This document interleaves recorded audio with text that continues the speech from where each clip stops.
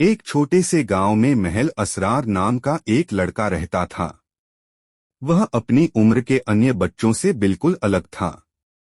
महल में एक असामान्य क्षमता थी, वह अपने सपनों में यात्रा कर सकता था। हर रात जब वह सो जाता तो उसके सपने उसे नई दुनिया में ले जाते, जहां वह रहस्यमय प्राणियों से मिलता, खजाने ढूंढता और बड़ी चुनौतियों का सामना करता। एक रात महल को एक ऐसा सपना आया जो उसके सभी पिछले सपनों से अधिक वास्तविक लगा। उसने स्वयं को एक अंधेरे जंगल में पाया, जहां पेड़ों की शाखाएं आसमान को छू रही थीं। हवा में एक रहस्यमय प्रतिध्वनि थी, मानो कोई दूर से बुला रहा हो। महल ने साहस जुटाया और आगे बढ़ गया। थोड़ी दूर चलने पर उसे एक प्राचीन दरवाजा दिखाई दिया, जिस पर अजीब चिन्ह खुदे हुए थे। दरवाजे के पीछे से एक रोशनी चमक रही थी। महल ने दरवाजा खोला और अंदर आ गया।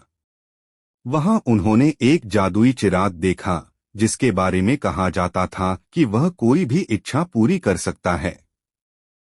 लेकिन दीपक प्राप्त करने के लिए महल को 3 परीक्षणों से गुजरना पड़ा। पहले परीक्षण में महल को एक गहरी खाई पार करनी थी, जिसके नीचे आग की नदियां बह रही थीं। दूसरे परीक्षण में उसे एक दैत्य से लड़ना पड़ा, जो दीपक की रखवाली कर रहा था। और तीसरे टेस्ट में उन्हें एक जटिल पहेली हल करनी थी।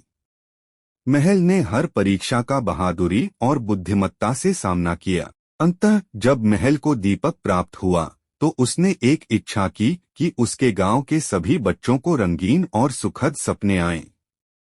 दीपक ने उसकी इच्छा पूरी की और उस दिन से महल के गांव के हर बच्चे के सपने जादू से भर गए।